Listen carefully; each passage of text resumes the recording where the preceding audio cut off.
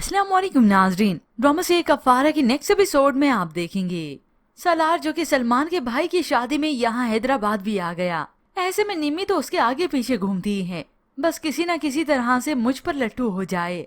और सलमान जिसने कल रात से कुछ भी नहीं खाया, मगर सलमान उसका एहसास फिर भी नहीं करता। कुछ कर तो लेता है मगर माँ तो उसकी उससे भी गई गुजरी होती है। जब खाना तकसीम हो रहा था सलमान आ गया माँ के पास। माँ तो यही कहती है जो मेहमानों के लिए बना है वही खिला दो। ऐसे में ये सितारा और ताई की बेटी किरण होती है जो चुपके से इनकी बातें सुनती हैं, मगर माँ न सालन देने वाली होती न देती है।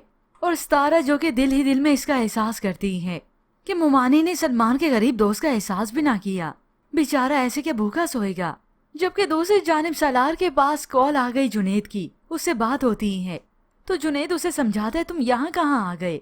तो सालार का गुस्सा अभी भी ठंडा नहीं हुआ, जहाँ थप्पड़ पड़ा था वहीं पड़ा रहता, या फिर होटल में कमरा बुक करवा लेता ताकि वो मुझे ट्रेस करवा लेते। अभी वो जुनेद से बात कर ही रहा था कि उसी वक्त सितारा खाना लेकर आ जाती है। बात हुई तो उसे बता देती ये खाना तो मैं अपने हिस्से का ही लेकर आई हूँ। ये सुनकर सलार तो उससे सवाल करता है कि अगर तुम ये मुझे दे दोगी तो तुम खुद क्या खाओगी। तो वो उसे सोच के तसल्ली दे देती है और बता देती है वो चुपके से चोरी छुपे खा ही लेगी खाना, मुझे तो आदत है यूं।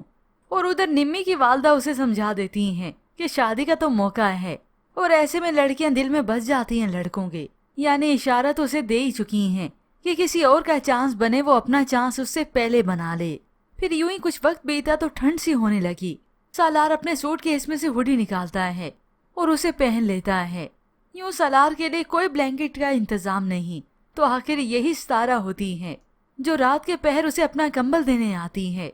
तो अब की बार सालार उसे अपनी बातों में फंसा ही लेता है कि चलो खाना तुमने चुपके से खा लिया, मगर जब तुम्हें सर्दी लगेगी तब ब्लैंकेट का क्या करोगी। ये सुनकर कुछ ही पल के लिए सितारा का दिमाग तो चकरा जाता है कि हाँ इसने बात तो ठीक की है, उसका हल मैं कैसे निकालूंगी। तभी उसने फीकी मुस्कुराहट के साथ उसे यही कह दिया कि उसे ठंड नहीं लगती। और तभी सालार उसे अपने कमरे से जाने का कह देता है, निकाल देता है। यूं ही शादी के फंक्शंस का आगाज अभी तो होना है। सालार जो ना चाहकर भी सितारा के बारे में सोचने लगा कि ये वाकई लड़की अच्छी नेचर की है। तो ऐसे में अगला दिन ही बीता था।